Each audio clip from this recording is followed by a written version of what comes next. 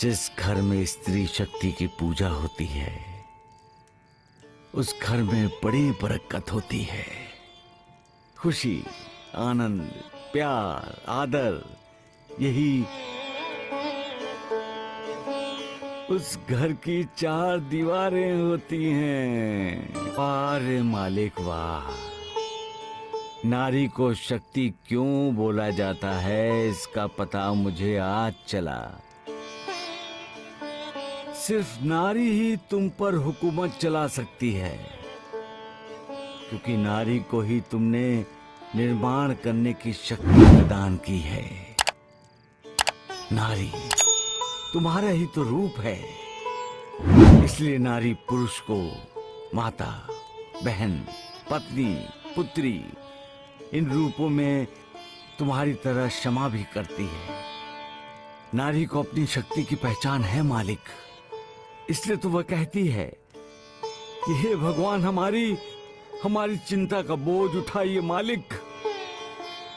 और तुम्हारा भी कमाल है मालिक, तुम भी तो दयालु हो, कृपालु हो, करुणाकर हो, रहमदिल हो, रहमदिल हो।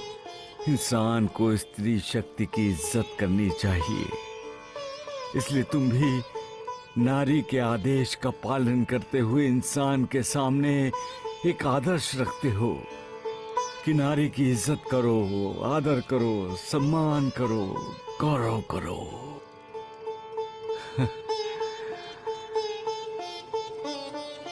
सबका मालिक एक। गड़ू, तुम बंबई जाकर ज्ञान का प्रचार और प्रसार करो। जो आज्ञा बाबा। इंसान को ज्ञान की भी पूजा करनी चाहिए। ज्ञान इंसान को निर्विकार मालिक के करीब ले जाता है और अज्ञान इंसान को विकारों के करीब ले जाता है, जिससे इंसान निर्विकार के करीब नहीं जा सकता। ज्ञान अहिंसा को जन्म देता है और अज्ञान हिंसा को। हिंसा से कुछ भी साध्य नहीं होता, यही शिक्षा ज्ञान देता है।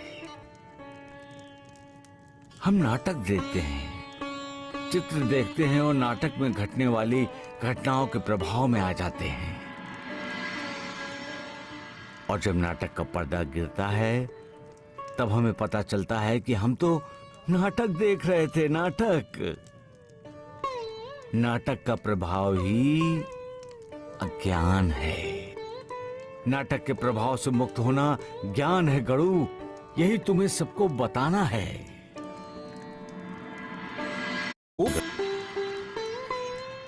मन काबू में रहने का मतलब है हमारा मुक्ति के रास्ते पर अग्रसर होना। इसलिए जब तक इंसान का मन चंचल होता है तब तक इंसान मालिक के बनाए हुए इस संसार रूपी चक्रव्यूह में अटका पड़ा रहता है। लेकिन जब वही मन अंकुश में रहता है तब हमें चक्रव्यूह ध्वस्त करने का मार्ग मिलता है। हम विकारों के चक्रव्यूह से बाहर होकर मुक्ति के सरल रास्ते पर चल पड़ते हैं।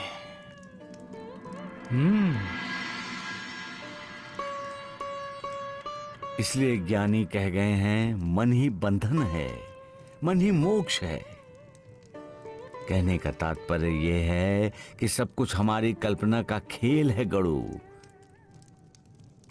तुम्हें लोगों को बताना है कि जब हमारा मन शून्य हो जाएगा तभी हमारा आत्मज्ञान शुरू होगा।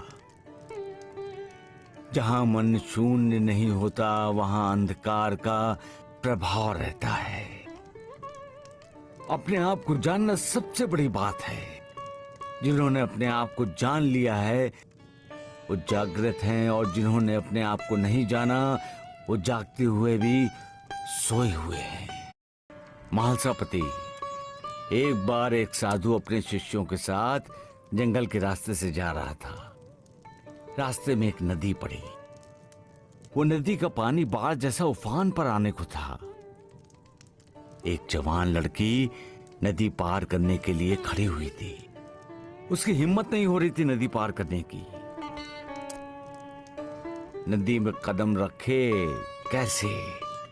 साधु को लगा कि यदि वो उस लड़की का हाथ पकड़कर उसे नदी पार कराता है तो उसका ब्रह्मचर्य व्रत भ्रष्ट हो जाएगा। साधु उस लड़की की विनती को ठुकराकर नदी पार करने लगा और अपने शिष्यों को सावधानी से पीछे पीछे आने के लिए कहता है। नदी के बीच में आने के बाद उसे शक हुआ कि कहीं उसका जवान शिष्य उस लड़की के प्रभाव में तो नहीं आ गया। यदि ऐसा हो गया तो उसकी सारी साधना व्यर्थ हो जाएगी।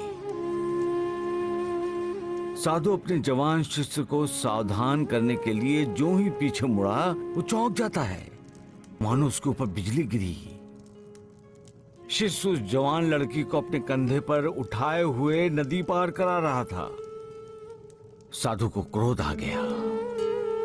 नदी पार करने के बाद आगे जंगल में चलते हुए अपने शिष्य से बात तक नहीं की उसने। न उसकी तरफ देखा, न ही उसे एक शब्द तक कहा। जैसे इस साधु गांव में पहुंचा तब उसने अपने शिष्य से कहा, उस जवान लड़की को अपने कंधे में बिठाकर तुमने अपनी सारी साधना व्यर्थ कर दी। तुम भ्रष्ट हो चुके हो। तुम्हें प्रायश्चित करना होगा, दंड भुगतना होगा। शिष्य ने कहा, गुरुदेव, मैंने तो उस लड़की को नदी पार कराते ही नीचे उतार दिया था, परंतु आप तो अब भी अपने मन में बिठाए हुए हैं।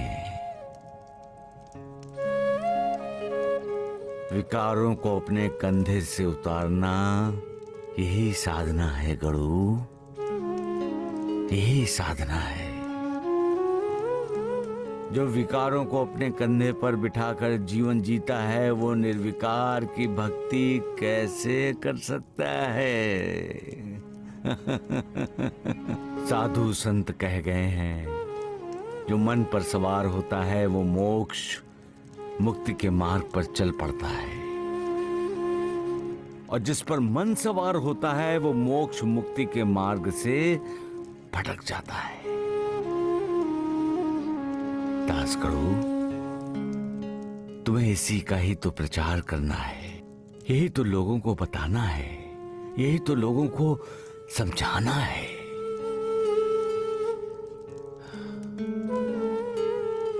सबका मालिक एक